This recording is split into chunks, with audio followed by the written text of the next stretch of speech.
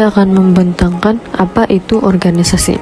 Kata organisasi boleh mempunyai beberapa makna yang berbeza, tetapi secara amnya ia merujuk kepada sekumpulan orang yang bekerja bersama-sama untuk mencapai matlamat yang sama. Menurut M. George dan Gareth Jones juga menyatakan bahwa organisasi adalah kumpulan manusia yang bekerja bersama untuk mencapai tujuan individu dan tujuan organisasi. Organisasi ini juga boleh menjadi formal atau informal, besar atau kecil, dan untuk keuntungan atau bukan keuntungan. Pengurusan organisasi adalah suatu aspek kritikal dalam menjalankan entiti, sekaligus merangkumi perancangan, pelaksanaan, dan pemantauan setiap elemen yang terlibat.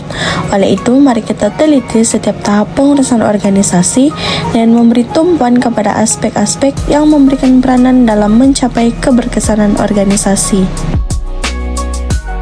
Yang pertama adalah struktur organisasi yang jelas. Menurut Steiner, organisasi adalah suatu pola hubungan-hubungan melalui mana orang-orang di bawah pengarahan atasan mengejar tujuan bersama.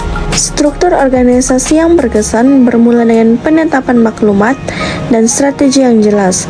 Matlamat yang terdefinisi memberikan arah kepada setiap peringkat dalam organisasi, sementara strategi menetapkan panduan bagaimana untuk mencapai matlamat tersebut. Seterusnya adalah komunikasi.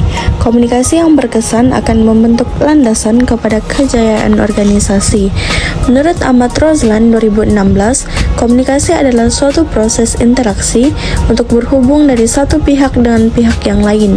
Pemahaman yang jelas mengenai arah organisasi, tugas dan tanggung jawab adalah penting. Hal ini demikian karena sistem komunikasi yang terbuka dan berkesinambungan akan memastikan maklumat mengalir dengan lancar di seluruh organisasi.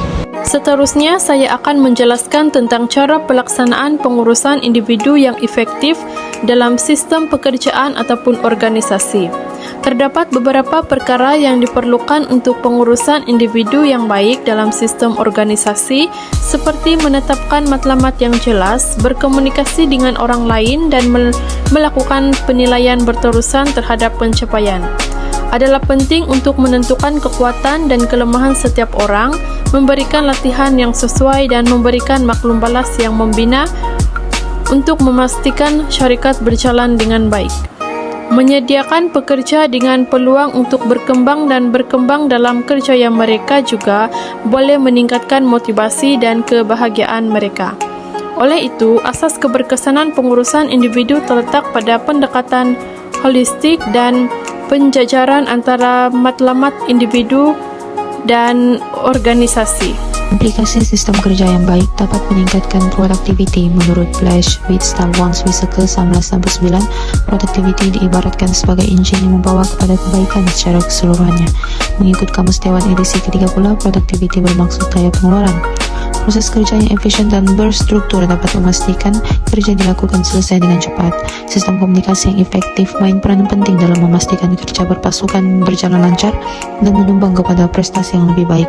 Seterusnya, sistem kerja yang baik juga dapat memberi kesan kepada kemampuan mengatasi cabaran dengan lebih efisien.